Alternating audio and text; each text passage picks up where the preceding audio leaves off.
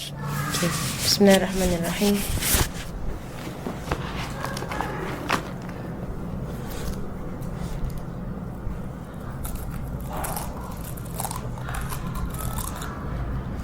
Bismillahirrahmanirrahim. Alhamdulillahi rabbil alamin. Wa bihi nasta'in ala kulli umuri dunya wa din. Wassalatu wassalamu ala ashrafil anbiya'i wal mursalin. Sayyidina wa habibina wa syafi'ina wa nuri qulubina wa qurrati a'yunina Muhammadin wa ala alihi wa sahbihi ajma'in. نوعنا تعلم وتعني وتذكر وتذكير ونفع والانتفاع والإفادة والاستفادة والحث على التمسك بكتاب الله وسنة رسوله صلى الله عليه وآله وصحبه وسلم ودعاء إلى الهدى ودلالة على الخير ابتغاء وجه الله ومرضاته وقربه وثوابه سبحانه وتعالى مع لطف وعافية برحمتك يا أرحم الراحمين. اللهم إنا نسألك علما لدني مشرب صافيا هني يا وهاب يا غني. اللهم إنا نسألك علما لدني مشرب صافيا هني يا وهاب يا غني. اللهم إنا نسألك علما لدني مشرب صافيا هني يا وهاب يا غني. وصلى الله على سيدنا محمد وعلى آله وصحبه وسلم والحمد لله رب العالمين. يا حبابتي يا سيدي يا فاطمة يا بنت رسول الله صلى الله وسلامه الأتمن أكمل عن بك ومنك وعليك وعلى زوجك وناك وعلى من والاك من الله. يا حبابتي يا سيدي يا فاطمة يا بنت رسول الله صلى الله وسلامه الأتمن أكمل عن بك ومنك وعليك وعلى زوجك وعلى ابنيك وعلى من والاك من الله. يا حبابتي يا سيدي يا فاطمة يا بنت رسول الله صلى الله وسلامه الأتمن أكمل عن بك ومنك وعليك وعلى زوجك وعلى ابنيك وعلى من والاك من الله. في كل لحظة أبدا عدد خلقه ورضا نفسه وزنة عرشه ومداد كلماته. Alhamdulillah, alhamdulillah, alhamdulillah. So we continue with Idul Lul, right? So on Fridays and Saturdays we have Idul Lul. Today is Saturday, right? Yeah, Saturday, inshallah. Tomorrow is Sunday. So tomorrow, Sunday, Monday. Tomorrow we'll see how, because if Darul Mustafa opens up till night, because sometimes they go on till night. Yeah. So if they go on till night, then we just visit their house. Right, but if they close by Maghrib, because sometimes the majority of the awam, they go off by Maghrib, but sometimes the Habanur is on, you know, and then they stay on till the night, right? So and they have like more and more majlis at Darul Mustafa. So we see how, right? If they don't want to go home by Maghrib, then okay, then we have our class, right? If not, we just Mustafa, inshallah, ya Allah, ya Rabbi. So where are the details of tomorrow? Is there anybody that's been? You just go there after Asr. So usually, the door you enter through, right? From what happened years ago when I was here. So I don't know if they changed anything. Right, from my experience years ago, they will open the door that is by the side, not the main front door. There's a main front door, Darul Mustafa, but there's a side door whereby if you want to cut through, sometimes you cut through, right? When you cut through, you actually pass by a side door. The side door. Right, so you will see all like the women walking. You see women walking, and you just follow the crowd, see where they go. Right. Otherwise, you can even pray Asr at Darul Zahra and see where the girls go, and just follow the girls. Yeah. If we're not praying. If you're not praying, you just don't enter the musalla. Okay. But there's an outside area that you can sit there. And so the musalla is like Darul Zahra. You know, you will see this demarcated area that's green carpeted and so on. Yeah. So you can just sit on the outside of it, inshallah. I think they're gonna have a maulid, and then they're gonna have they're gonna have a khatam actually tomorrow for Khala Zainab. Right, they're gonna do an azza khatam there, and then they're gonna have, I think thereafter they have maulid, if I'm not wrong. So Allahu Alam, you know. MashaAllah. Inshallah, so tomorrow we will go to Darul Mustafa, inshallah. And usually, sometimes they might open it again, like on Wednesday. Because I thought they would do open it up for Wednesday, because Habas bid Habib, right? That they open up on Wednesdays. It could be possible that they might open up on Wednesdays. They usually do, right? Like usually he just says it at Darul Mustafa, right? There's no one there. But Sunday and Wednesday. No, that's not. Wednesday is not confirmed, but usually she does bring the girls there. The Sunday one is more for the awam. For this side, the whole of Tarif comes out. For Wednesday, usually is a Darul Zahra thing. Usually it's people goes away. Mashallah. Okay, we are on Faslu. Okay, we finish Sayyidina Hussein. Okay, we are on Faslu Thamin. Bismillahirrahmanirrahim min kitab Ad-Dullul للحبيب محمد بن حسن بن علوي الحداد رحمه الله تعالى ونفعنا الله به وبعلومه بالدارين. الفصل الثامن في وصف حياتها اليومية. Right, so the 8th chapter on her daily life, right, on the description of her daily life. ولقد كانت الزهراء في حياتها اليومية مثلا عاليا للزوجة الوفية ضربت أروع الأمثال في الطاعة والصبر واحتمال دبرت شؤون منزلها بانتظام وقامت بحقوق زوجها أحسن قيام طحنت حتى ورمت يدها وقمت بيتها حتى اغبر عقدها واستقت الماء حتى اشتكت صدرها وأوقدت النار تحت القدر وكم قاست حرها فأين منها نساء اليوم اللاتي استولى عليهن الكسل والنوم ألا فلينظرن إلى سيدة نساء العالمين كيف دبرت شؤون منزلها بنفسها بعزم لا يلين وليقلنا تنويها بفضلها المبين ما هذه من البشر ما هي إلا من الحور العين وحين بلغ بها وبزوجها من الجهد ما لا يطاق طلب من النبي خادما يخفف عنهما هذه المشاق فقال صلى الله عليه وسلم لا والله لا أعطيكما وأدع أهل الصفة تطوى بطونهم لا أجد ما أنفق عليهم ثم جاء إليهما عليه الصلاة والسلام وقد تهيأ للمنام وتغطيا بقطيفة إن غطيا رأسيهما بدت الأقدام فتأهبا للقيام لاستقبال خير الأنام فقال مكانكما وجلس بينهما ثم قال ألا أدلكم بخير مما سألتماني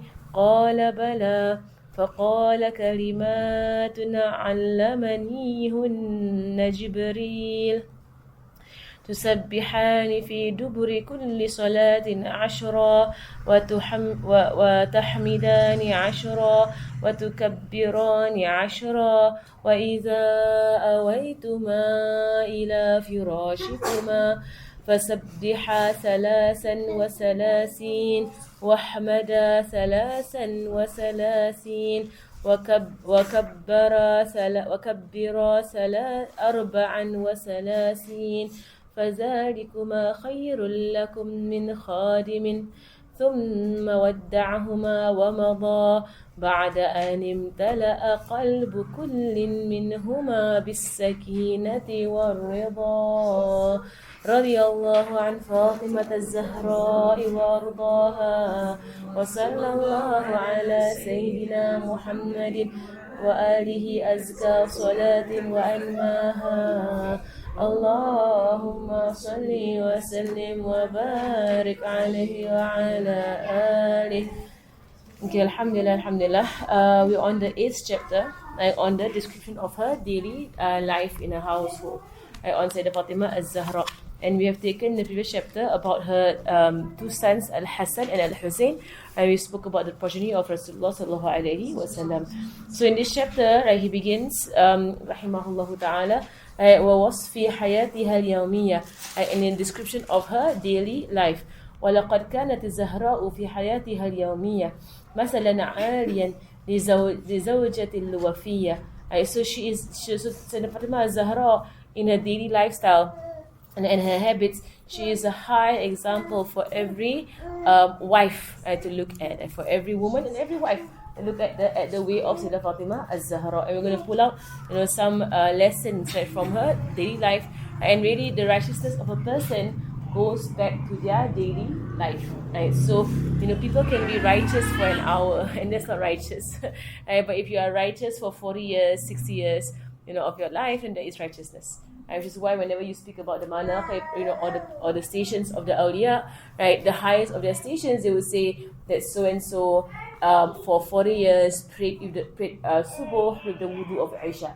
Right, so one day you do it, 2 days you do it, is not a big deal.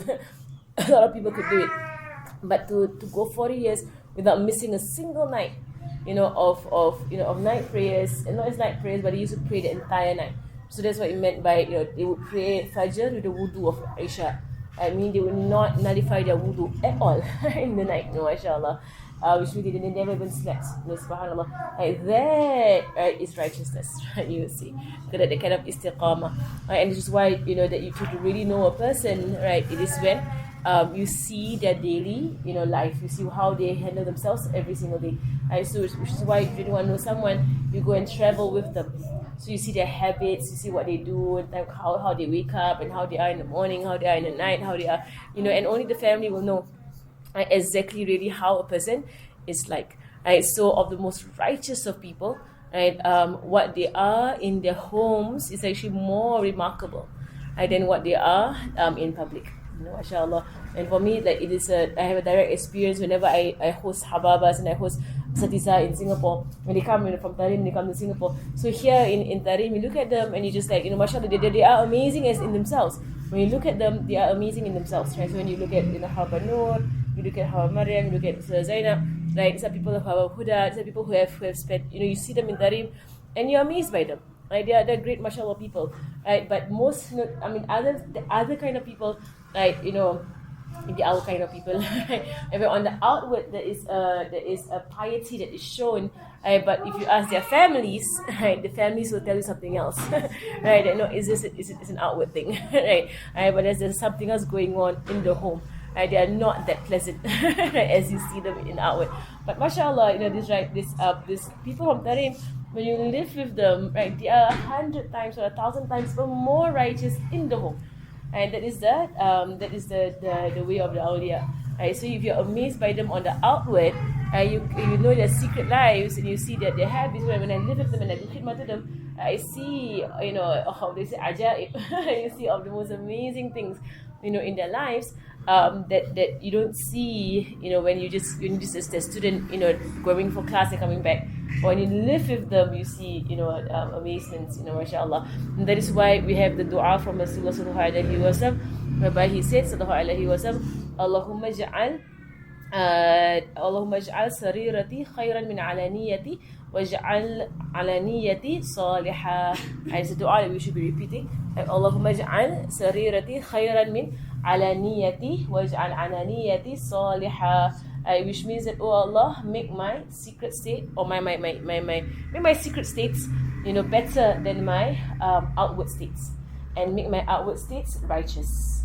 Right? So you want your secret states, in the home, right? In the morning, in the night, when you speak to your siblings, you speak to your parents, you speak to your spouses, when you speak to your children, right? So you don't want to show, and unfortunately, like I've seen many, quite a number of people from our land, whereby on the outward, in front of people, on Facebook, on Instagram, and it's kind of Instagram personalities, right? They show as something so beautiful, as personalities online, right? But when and I know some of them personally, they are not, right? They can be very foul, in their mouth, in their words, in their interactions, in their behavior, and so on. It can be extremely foul, right? But in the public space, in the public sphere, right, they are praiseworthy and people look up to them and admire them and this and that.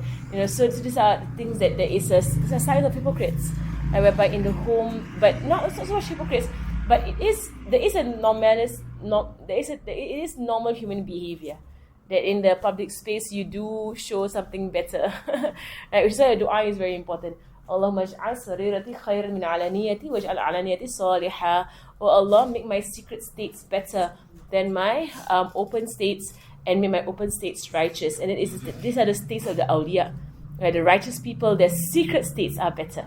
So you see them as full of adab and full of etiquette, and they are the best, most gentle people, and so helpful, and so this and so that. On the outward, in the home they are even more. And there is the way of Rasulullah sallallahu alaihi wasallam, not the other way around. Right? Don't be super helpful in all the majalis, and you go home and everyone else does things for you. So it should be the other way around. Mashallah, mashallah. So here we're having a glimpse in the life of Sayyidah Fatima az-Zahra into her home. Right? So how she is in her home, and that is what is also the secret behind them asking Sayyidina Aisha, describe for us the Prophet ﷺ in the home, right? Because they want to know, how is he like? Is he the same? Outside, it seems so amazing. Then in the home with you, the wife would know, right? The wife is always the one who knows, right? Whether or not her husband, who's like a big sheikh or a big imam or whatever, she knows, right? Exactly like how he is in the home, and that is why it is also an amana. It is a trust on the wife to keep the secrets of their spouses. Mashallah.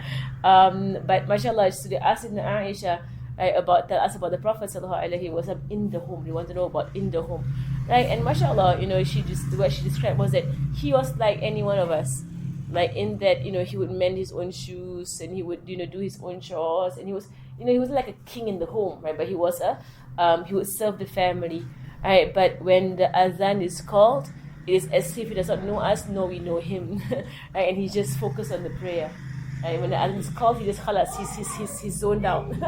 Right, and he goes to do his wudu, and then he prepares himself to meet Allah subhanahu wa ta'ala. MashaAllah. But other than that, it's he's like us. He mingles with us, he talks to us, he has fun with us, he jokes with us, and so on. Right, a humble human being, and not someone above everybody else.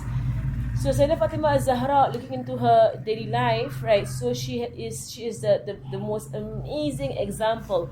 ضربت أروع الأمثال أروع, right?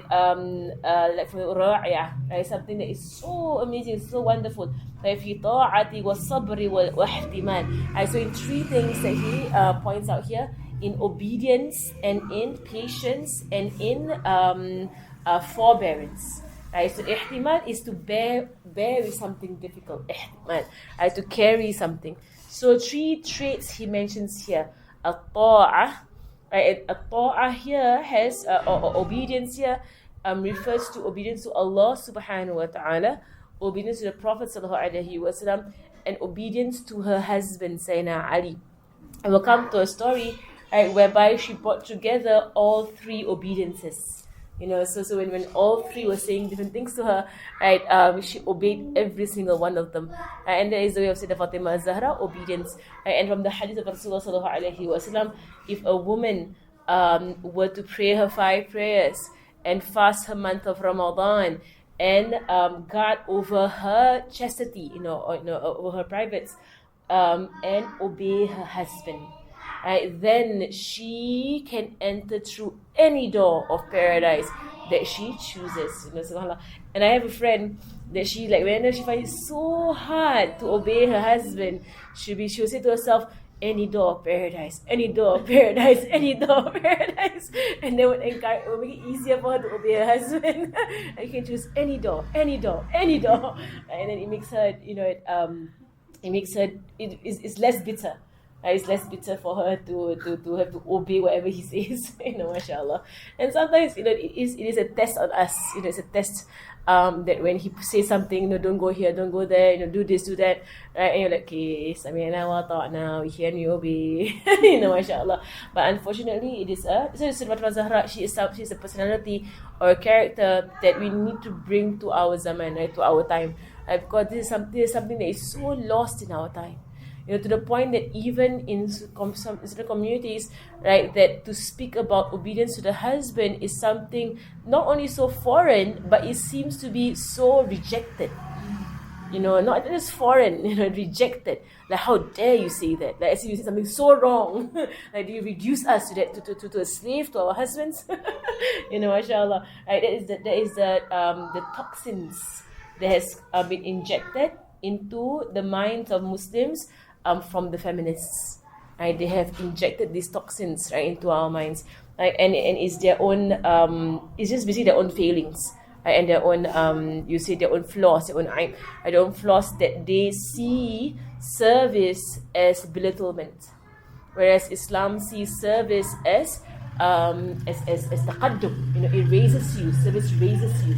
And Tarim, you will see this very strongly, right, to the point whereby you begin to, in a sense, like really admire people of service, and they are jealous that they can do so much service and you can't. You get jealous, even jealous of it. Mashallah. When I was in Darul Zahra, years ago, when I was in Darul Zahra with the girls in Darul Zahra, so my class was about 15 of us, and I think amongst the 15, maybe 12 were Indonesians and Malaysians. 3 of us were not. Right, and the 3 of us who were not Malaysians and Indonesians, 2 of us were married. Right, so me and Sada Shifa, we were in the same class. Sada Shifa Asagov. Right, so only 2 of us were married in the class. The rest of them were banat. They were all just unmarried girls. So I still remember that I had one classmate. And mashallah, she always sits next to me. Through the voice, Darul Zahra, she would always come. She would look for me. And she come, Hana, come. And she speak Indonesian. And she put me next to her. Right, and then, but I only ever speak to her in Arabic because I can't understand Indonesian. It's too fast. I can understand it, but I cannot respond to them. Right, and then eventually we just speak it in Arabic because the Indonesian is just like, it's too much for me. The Malaysian is okay, not so bad. Indonesian, I'm like, I'm just gonna speak to you in Arabic, alas. Right, but mashallah, she would, after class, she would, and she is someone who would serve in Habib's house. So after school, she would actually take her khimar and she would go to Habib's house and do service. They would clean the kitchen, they would cook, there are the girls who do this. They actually work, they actually just go to Habib's house and do service, and they come back and then they study. Right, so she would, and then I'll be like, I just once I said to her, how lucky you are, you get to go to Habib's house and do service in Habib's house. And then she said to me, how lucky you are, every single day you serve your husband. And at the point she would even say, can you istahdirini fi khidmatiki ala zawjik. I said, means bring me to presence, right? Istahdirini in your khidmat to your husband. It's just these girls are. There's an understanding there, that is so rare in our countries, an understanding of an admiration, of women who are obedient to their husbands and in service of their husbands, an admiration, subhanallah. Because but our feminist world has intoxicated, right, our minds, and alhamdulillah, Tarim is purifying it. That we begin to be more and more acceptive, or receptive of this, to see it as a way of taqaddum, a way of development and a way of coming forward and a way of progress in a woman, that when she is when she serves her family in the home, mashallah. I have written some lines for poetry on Sayyidah Khadija. And there was something that I highlighted about her, right? That the progress of a woman, right? And the how dynamic a woman is, how strong a woman is seen in how she is in the home. That's it. Right? Not how she's in the corporate world, right? Not how far she's climbed up of the I don't know what to call it, the career ladder or whatsoever it is. It's not that. Because why? We take our examples from Sayyidah Khadija, Sayyidah Fatima Az-Zahra. And these women were great because of their service to the Prophet ﷺ. And it says that Sayyidah Khadija, she received the salam from Allah subhanahu wa ta'ala because in her 25 years of marriage, to Rasulullah sallallahu alaihi wasallam, she never once upset him. Subhanallah. Just upset my husband the afternoon. I upset him because I told him my schedule the next few days. I said I have class from this time to this time and this time to this time and so on. He was like, "You're supposed to be free." And I said, "That's why I'm telling you. Is there permission?" Mashallah. And that was my intention. I was telling him about my next few days, the plan for the next few days, to see if there's a chop of approval. I need your approval chop on my plan for next few days, mashallah. But then, mashallah, I think I upset him by even, I think, they're having the full plan going on. You wonder how she went through 25 years of marriage and not upset her husband at all. How's it possible? This is what karama. It is karama. It is a miracle.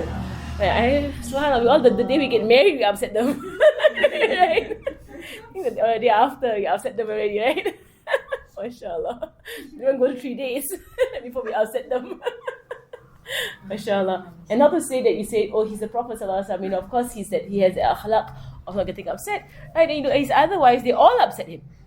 All of them. There was a point where he actually stayed away from all of his wives for a month. Sallallahu alaihi wasallam. There is a story in the seerah. He stayed away from all of them, right, for a month, right, because he was very upset with them. And the ayat came down and so on and so forth. Then he went back and he took them back, right, one by one. Give them a choice: do you want dunya or do you want to be my wife without dunya? So there was a choice given to them.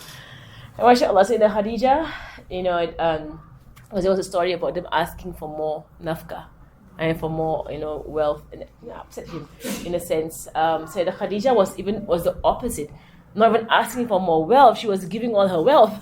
It was like on the other end, Sayyidah Khadija, mashallah. You talk about Sayyidah Khadija, you won't stop talking about Sayyidah Khadija, mashallah. Right, so Sayyidah Fatima al-Zahra took from this. She took from this, right, a zawjah, salihah, right, a righteous spouse, righteous wife. So inshallah, we all intend, inshallah, tell yourself whenever you're upset with him, whenever he's on your nerves, whatsoever, say any door of paradise, any door of paradise. It's worth it. It's worth swallowing your ego. It's worth, bowing your head. It's worth, apologizing, even though it's not your fault. It's worth all of it, because any door of Jannah, any door. Right, mashallah. Choose all the doors, right? And it means all the doors also it counts, right? New zikr, any door. Then your husband's like wondering, what's going on? Whenever he's upset with you, you go, any door. And he's like, what's wrong with you? Any door. MashaAllah, ya Allah, may Allah make it easy for us. So they say she's the example of the highest wife, the best wife in ta'ah. First thing is obedience. Right, so obedience to Allah, the Prophet sallallahu alaihi wasallam. In fact, obedience to Allah and the Prophet sallallahu alaihi wasallam is easier because your ego doesn't come in the way. You just know you're supposed to do it. Right? So it's a matter of your nafs. Your nafs comes in the way. Right? You're lazy, whatever. Your nafs comes in the way. With regards to the husband, right, your opinion comes in the way. Right? Because unless you don't agree with his opinion on things, so you discuss things. But at the end of the day, Islam has placed him responsible. Right? And that is the meaning of qudwa. That is the meaning of leadership in Islam. Leadership basically means responsibility. Full stop. Right? So when he makes decisions for the family, right, and even if you don't agree with it, he's going to carry this in front of Allah subhanahu wa ta'ala. And he has to answer for it to Allah subhanahu wa ta'ala. Right? So that's the meaning of qudwa. Right? So leadership is not, power and kingship. No. Leadership is responsibility. Full stop. So as women, we're quite happy. We're free of it. So Allah won't have to ask us because we're just followers, right? Ask that guy, the husband. He's responsible of his decisions over our family. And therefore for men, right, they know that their authority over their wives and their family is basically responsibility Allah has placed in their hands. It's a Khalifa. As a Khalifa has authority over the Ummah of Rasulullah sallallahu alaihi wasallam, but then the Khalifa is responsible over every member in the ummah of Rasulullah sallallahu alaihi wasallam, to the point that Umar, he would say that he was worried, if any animal or any goats in his in the kingdom of Islam was hungry, and they will go on his account on the day of judgment that this goat is hungry. Subhanallah, Sayyidina Umar. As if someone understood leadership, right, and authority, they would run away from it, to be scared of it. Subhanallah. So that is ta'ah, and it was sabr. Right, sabr meaning to be patient or to bear with things, and ihtimal had a similar meaning of bearing with difficulty. And we know how Rasulullah sallallahu alaihi wasallam, by the commandment of Allah subhanahu wa ta'ala, chose Sayyidina Ali to be the blessed husband of Sayyidah Fatima al-Zahra, and he was of the poorest of the Sahaba. Right, there were many other Sahaba that came forward to propose to the Fatima Zahra, and they were righteous men and rich. Right, rich, handsome, righteous. MashaAllah, a lot of Sahaba were of that caliber. Right, but who did he choose? Sayyidina Ali, he was poor. He was poor. He's righteous, but there are many righteous Sahaba. They're all righteous. So if someone would only prioritize money, then you look at Sayyidah Fatima Zahra. But Rasulullah had chose Sayyidina Ali to be her husband, because he did not want dunya for her, right? But he wanted her to live a life of zuhud. And Sayyidina Ali, his job is basically odd jobs. Like he would just go out, do some odd job, like he would draw water from a well, get a handful of dates and go home. Right? Or he will go and collect some wood, sell the wood, at the marketplace, get some, some flour or something, and go. That was Sayyidina Ali. That was basically his job. He wasn't a trader. He wasn't a farmer. He was an odd job man. MashaAllah. Because you find it in the hadith. He went out, he did some odd job here and there. He got some days, came back. MashaAllah. MashaAllah. How many of us will have patience with the kind of husband, odd job man? We have patience. Just going out every day and doing some random job, and you come back with $10, or something. We have the patience for it. What kind of job is this? MashaAllah. MashaAllah. Let them be responsible, and they know what they're doing. Inshallah, they know what they're doing. Inshallah. So Sayyidah Fatima Zahra never breathed a word, right, to him, about his way of doing jobs like this. Now, mashallah, they have very strong tawakkul on Allah subhanahu wa ta'ala. So she would be at home, and she would manage all the affairs of the home in the highest order. So her home was not like disheveled or without order, right? But her children were all in the highest order, right? Everything was all set, right? She would grind wheat, right, to make it into flour, and then make it into bread, right, thereafter. Right, so she would she would establish the rights of her husband, Sayyidina Ali, in whatever that he needed of her, right, whatever it was, right. So whether he needed her to whether he needed her to cook, right, whether he needed her to look after the children, whether he needed her to in any way or form, right, whatever Sayyidina Ali needed, right, she was there, right, to ensure that his needs are fulfilled. Right, and so she used to grind. If you've ever seen it in the exhibit, the Zahra, they brought the grinder, right? Because in Tarim they still use it, not Tarim but Hadramaut. Hadramaut, if you go into the outskirts, right, into the farmlands, and even in Anat, I saw in Anat, right, they actually still use this very heavy grinder. So it's so heavy you can't even lift it. Right, so what they do is that they place all of this grain. So they'll harvest the grain, like the wheat. Right, they'll harvest the grain or barley or whatsoever. They'll harvest it, they'll place it there in this very heavy stone grinder. Right, they will bring it round and round, right, with their hands. It's incredibly heavy. Right, and then it will break all of the grains, right, and remove the husk from the inside. Right, then they get some form of coarse flour, right, whereby the husk is around and you have the inside. Then they will toss it in the air, and the wind will blow off the husk. That's the way of olden days sifting. Right, they have no sifts. But there is a hadith also in the time of Rasulullah, whereby not in his time but after, in the Sahaba's time, whereby Tabi'een asked the Sahaba, how do you used to make bread when you didn't have sifts back in the day, right? And then the Sahaba said, we would just place the entire the ground flour or the wheat on a plate, and when the wind comes, we would toss it, right? And then the husk gets blown away by the wind. MashaAllah. And that's how they sift things. So that the Tabi'in said, so then your breads are very hard. And because it's definitely going to be the husk left behind. You can't, kind of remove all the husk. Right? And they said, yes, it was very hard. Not like you guys now with all your soft bread. MashaAllah. And if they saw our bread, they'd be like, you all have very soft bread. MashaAllah. And when our bread turns hard a little bit, they were like, it's so hard. Eat the goats. MashaAllah. May Allah have mercy on us. Sayyidina Umar used to dip very, very hard bread in water and eat it. It's a very hard bread that is so, you can't even bite it. Like that kind of bread. Right? And then they used barley for their bread. Right? So this is what she was doing. She was grinding every day to the point her hands were swollen. Right? Because the rock that they use is not smooth. Right? So it's a rough rock.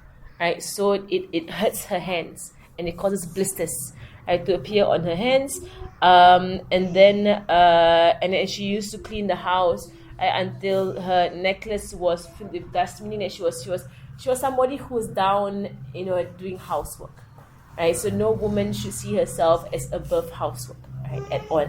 Right? So no matter what, whatever your upbringing, right? If you take Sayyidah Fatimah Zahra as your example. Right, you should never see yourself as above, doing housework. Which is why it is good to train our children, boys and girls. Right, boys and girls. It's something, because as soon as Rasulullah that he himself also, would do housework. Right, so train the boys, train your girls. Right, get them to take turns, right, doing housework. Right, including washing the toilet, mopping, sweeping the floor, vacuuming, right, wiping, wiping the mirrors and so on and so forth, right. Make sure laundry, right. So my mother was, since we were young, like your own personal chores, you handle yourself, right, from a particular issue, and make us handle ourselves. So you handle your own folding of your own clothes. Right, and you handle the ironing of your own clothes, right? From a particular issue, train us, right? And this is the way of the Prophet Sallallahu Alaihi Wasallam. Right, nobody in the house is to feel entitled, right? That their mother should be doing it for them, or some helper. Like in Singapore, we have domestic helpers, and the domestic helpers do everything for the children, to the point that I get very upset whenever I see that children treat the domestic helper in a very rude way. Right? These are adults. Right? They're from Indonesia, they're from Philippines, and they come from around the region, right? And they come to Singapore to earn some money, right? And they are adults, So some families, they allow their children to treat the domestic helpers as if they are non-human, as if they're beneath them. But you're a child. Right? You don't demand from a domestic helper outright. My own nieces, because we used to have. My mom stopped it, and because it was making them have very bad akhlaq. Right? They had very bad because they begin to see the domestic helper as lesser than them, right? And then it becomes a form of arrogance, right, in the heart. Right? So, but when we used to have a domestic helper some time ago, right, I would scold them. I would scold my nephews and nieces. Right? I would say to them, "How do you speak to Bibi? Right? How do you speak to her?" Right? I say, "Please, right? If you can go do it yourself, do it yourself. Don't just throw things at her." Right, and so on and so forth, because the helper will not scold. She's a helper, right? Right? So it's on the parent, right, or the auntie. The auntie is scolding everybody. And my mom scolds also. My mom will be like, "You don't speak that way to her." Right? You're the auntie that does that, right? Right, scolding all the nephews and nieces. How do you talk to adults? Like, what's your manners? And they know they're having bad behavior. They know it. Right? But it's just the way they view helpers as beneath them, subhanallah. Right, but the asl, the you say that the foundation is to do your own housework. Right, so as far as possible, if you can avoid having people serve your children, and make them do their own housework. They fold their own clothes, they iron their own clothes, and then train them on other forms of household. That is the way of Sayyidah Fatima Zahra. And it was of Rasulullah sallallahu alaihi wasallam. And in fact, she did ask for a helper. In the story, she goes, she asked for a helper. She didn't want to. It was her husband, Sayyidina Ali, who had, mercy on her and compassion on her. He saw her hands were all being, cut and blistered, and he said to her, "Why don't you go to your father, and ask him for a slave, for a helper, right? Because you're suffering, And it was from his mercy on her, his compassion on her. And at a point in time, Rasulullah sallallahu alaihi wasallam had just come back from a battle, from a war. So they had prisoners of war, right? India, in captivity, right? So when they win the battle, they can take the women and children as captives, right? And so usually Rasulullah sallallahu alaihi wasallam, what he would do is that for the women and children, right, they would actually allow for ransom, so the family can ransom them, right, and they get money out of it. Right? So it's a form of ransom. So or that this woman and children will go into slavehood or slavery, right? So Sayyidina Ali told her to go ask Rasulullah, and the only reason why she went was in obedience to Sayyidina Ali. She didn't want to go, right? She didn't want to go. Right? So he said, when you ask your father to ask for a servant, and because he told her to do it, she went.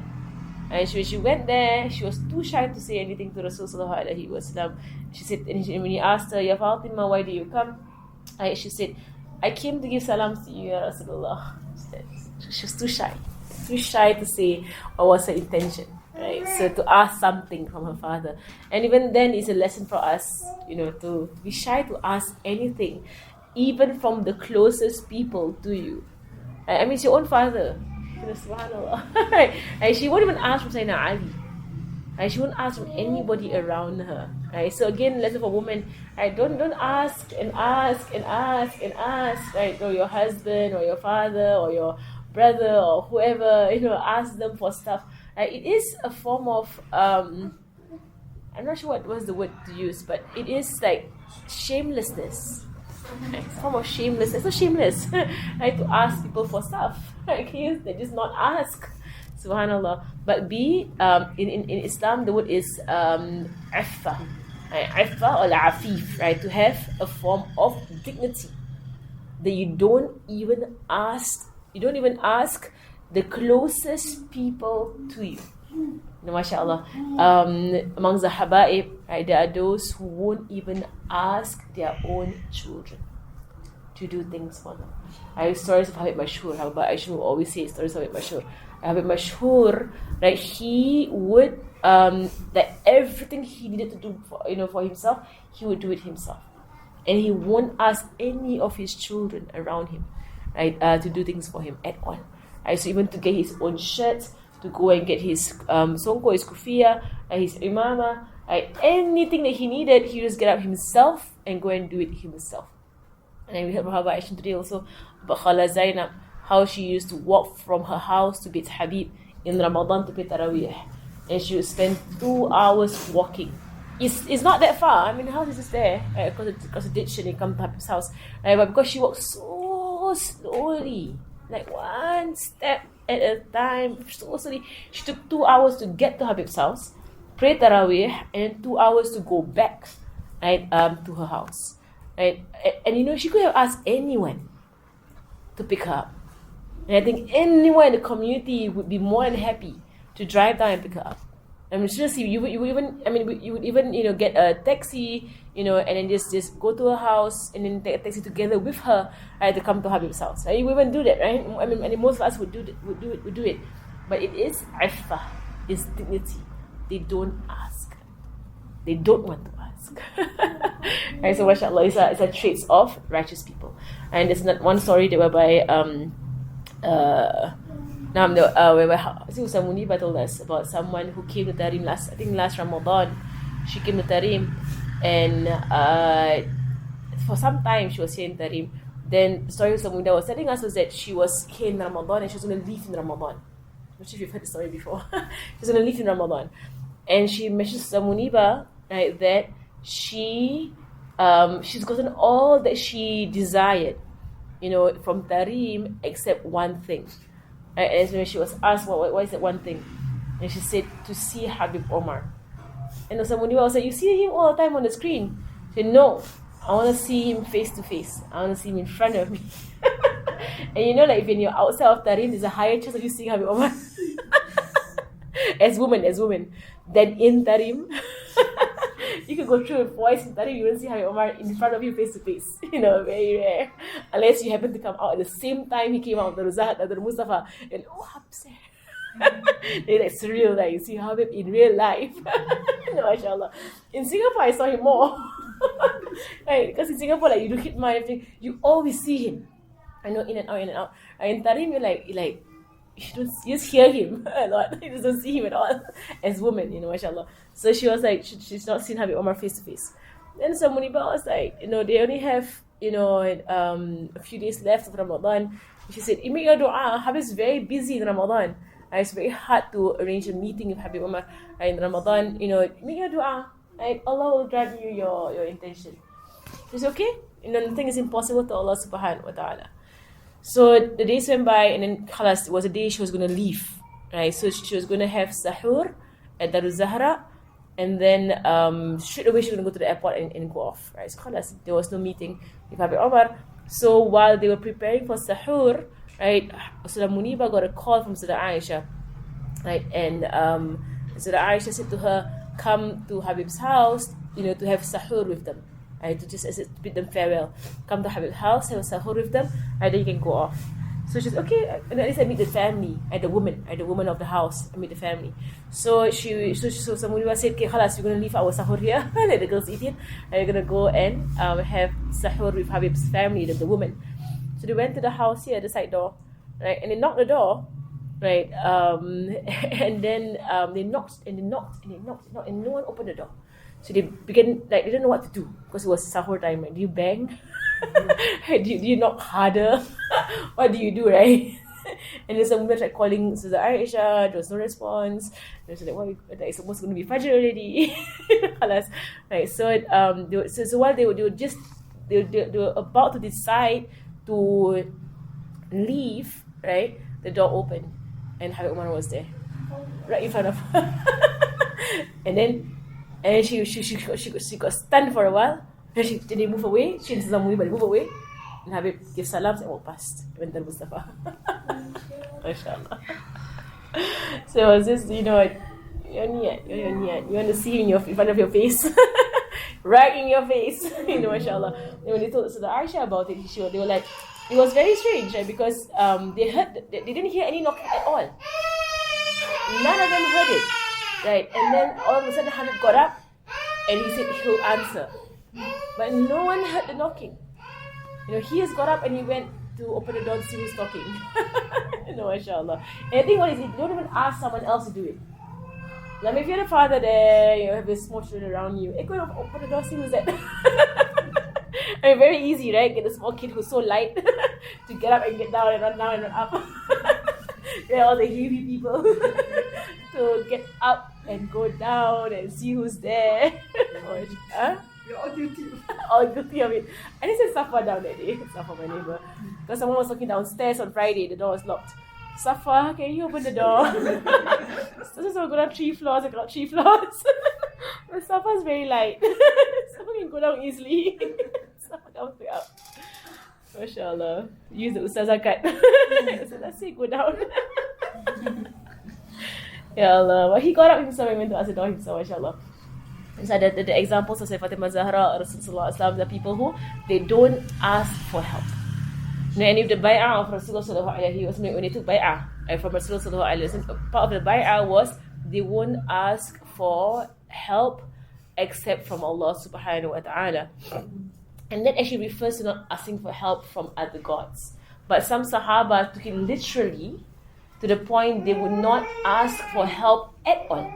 So if they're riding on their donkey or their horse or their camel, right, and their stick that they used to get the animal to move fell to the ground, they won't ask someone who's standing on the ground to pass the stick up to them. But they'll get off their creature, get their stick and come back on. You know, mashallah. How many of us will be like, can you take that for me? It's too far. mashallah. But mashallah, so the Sahaba, they took the bay'ah so seriously. They were not even, like they're already on the camel. Right? And sick fell. Right? And then, someone's walking past, hey, can you get it for me? You just do that, right? Can you pass that to me? Right, but they will make the camel sit down, get off the camel, take the thing, get back on, and then, subhanAllah. And they never ask for help. There's the way of Rasulullah sallallahu alaihi wasallam. MashaAllah, there are sunnahs that are like really, MashaAllah. But usually for me personally, if I were to ask the kids, because whenever I ask for help, I ask the kids to do stuff for me, because I don't feel good asking adults to do stuff for me. Right, but I'll ask kids. Usually I will intend to train them on khidmah. That's my intention. I will train them on the khidmah to their teacher. Okay. So that I tend to boss them around. But intention, right, to make them, light on their feet, to always do khidmah. Make the same intention, right? In niyat, khidmah. The niyat is khidmah. Make them do khidmah, right? Pick up the plate, put everything back. It's good, mashallah.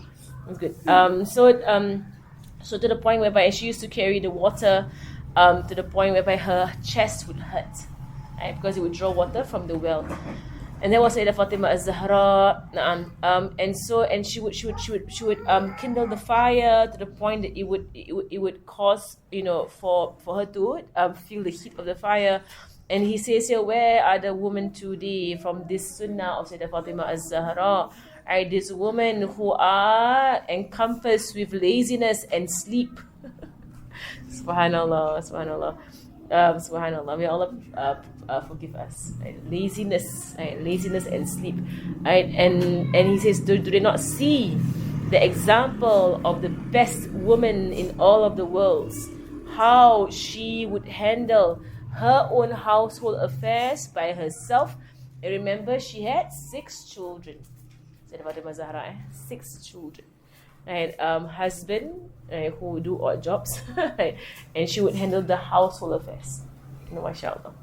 Right? And her children were all close in age, right? Because she was only married for 10 years, right? She had 6 children, right? So they would be all very close in age. So she would handle her household affairs, right, in strength, right, in determination, and she would never get, weak about it. But she would handle it, strongly, mashallah. And so look at her. I look at her as the example, the high, great example of Sayyidah Fatima Az-Zahra.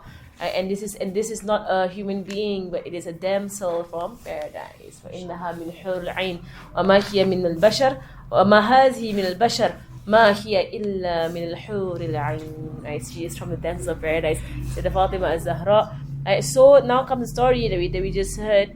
When Sayyidina Ali saw that she was really struggling, right, with the house, she was not struggling, but he just saw that she had blisters. She never complained of her blisters. Right? So again, we reflect on ourselves, right?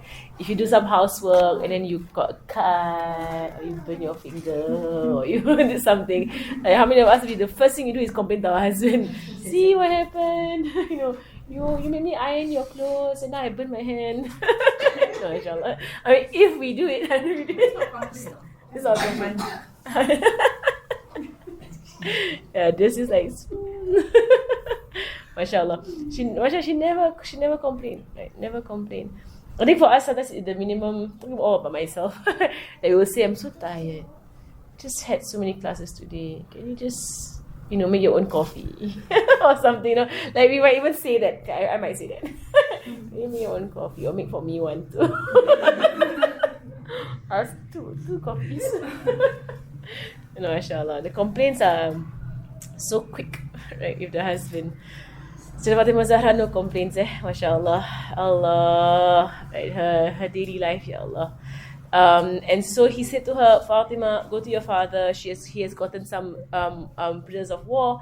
I asked him, right? Maybe it would help you, right? So she went there to the store. She went there. She felt shy. She didn't ask. She said, I came to give salam to you. She went back.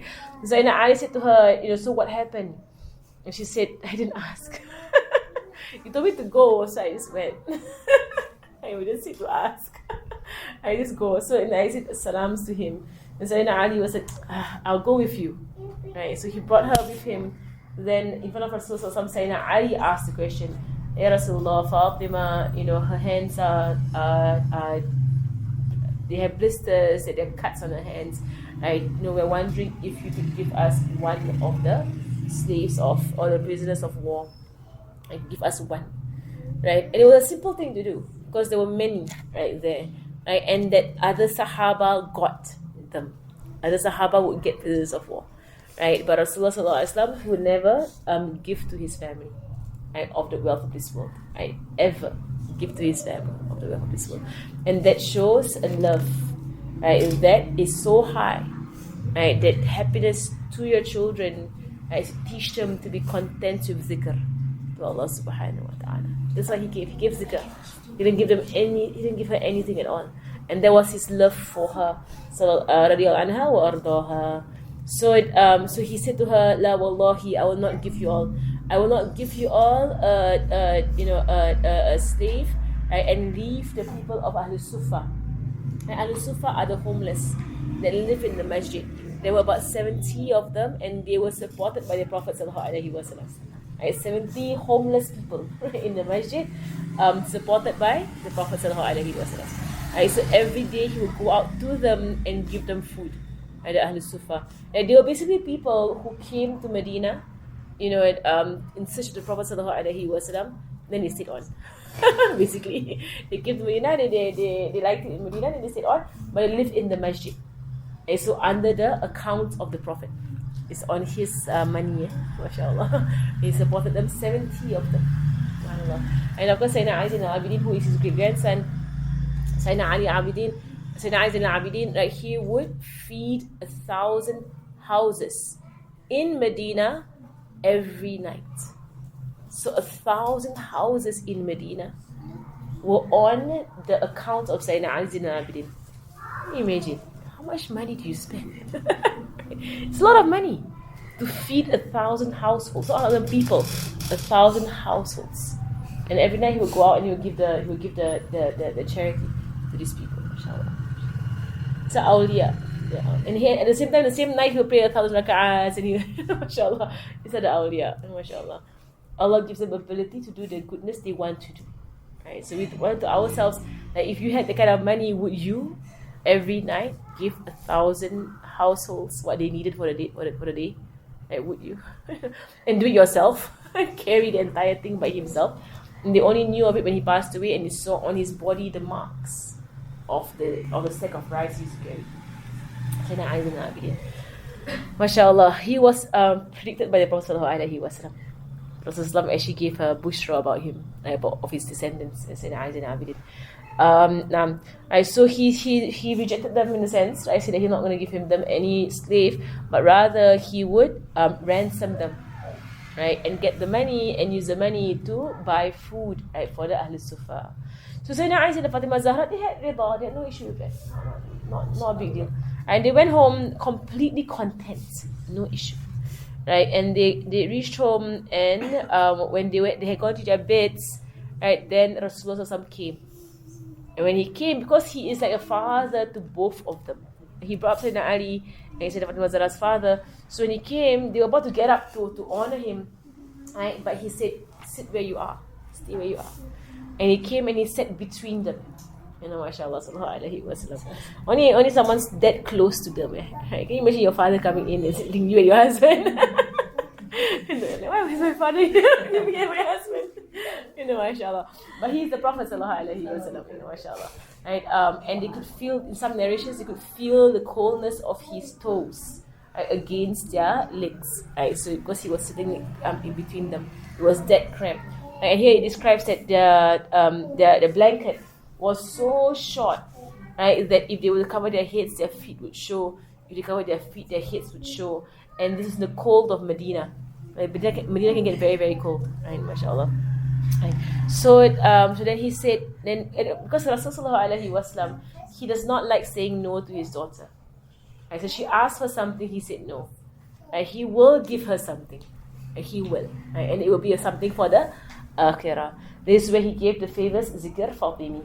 Fatimiyya, whereby he said that I will teach you something that is better than what you asked me for, and this is a gift to the ummah of Rasulullah sallallahu alaihi wasallam, to the woman in the ummah of Rasulullah sallallahu alaihi wasallam, a gift till the end of time, that when you feel tired, basically you would say the principle here, when you feel tired of work, on you is to do more zikr. If you do more zikr, you'll feel less tired. If you do more zikr, you will feel less tired. You're always so tired because you lack in zikr, right? And you see that zikr and sleep, right? They are indirectly proportional, meaning that if you do more zikr, you need less sleep. If you do less zikr, you need more sleep. Right? So that, because zikr is rest. So you're finding yourself always needing to sleep, right? Then you're not doing enough zikr. Zikr is a problem. If you don't enough zikr, this is why they're of the awliya who don't sleep. Because their zikr suffices them the rest that the body needs. SubhanAllah. And here's an indication. So he said, after every prayer to recite 10 times, SubhanAllah, Alhamdulillah, and Allahu Akbar. This is a narration after every prayer 10 times. Another narration says 33 times.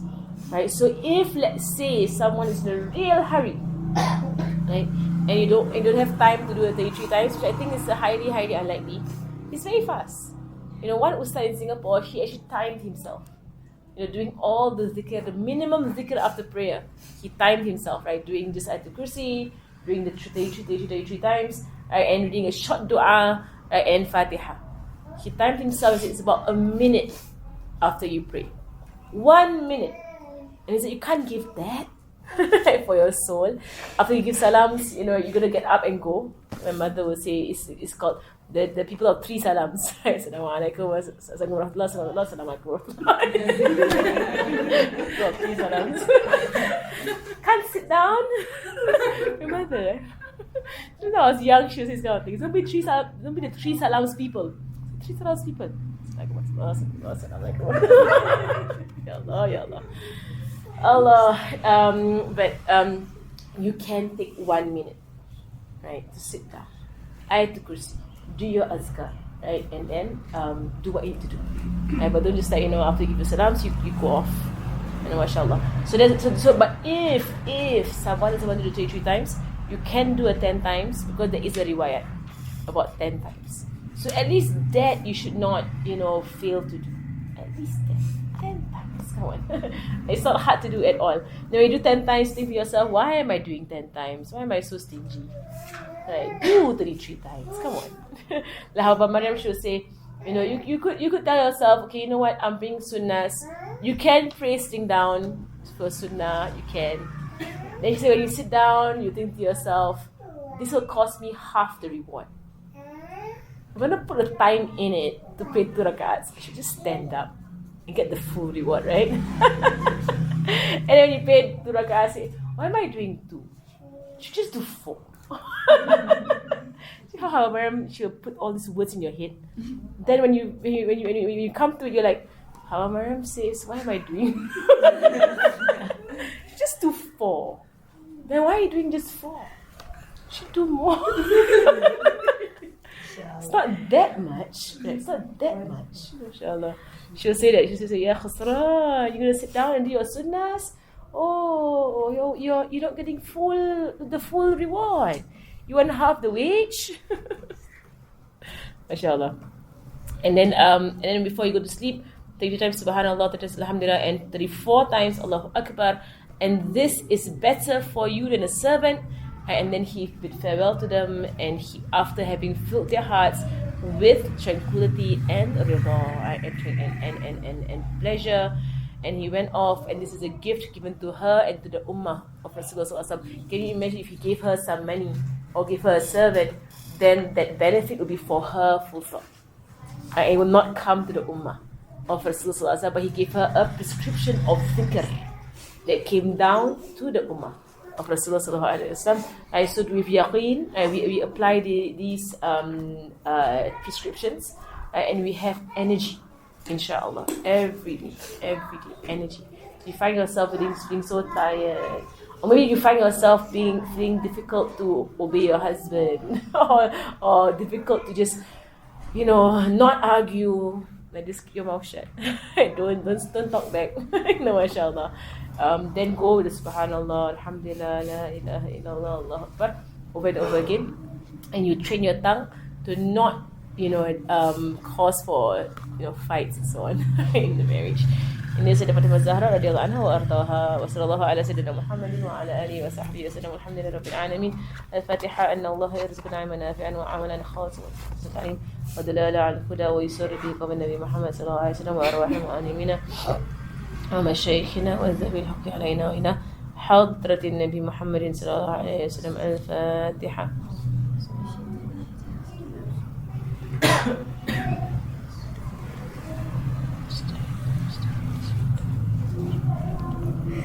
بسم الله الرحمن الرحيم. والعصر سبحانك اللهم وبحمدك أشهد أن لا إله إلا أنت أستغفرك وصلى الله على سيدنا محمد وعلى آله وصحبه وسلم.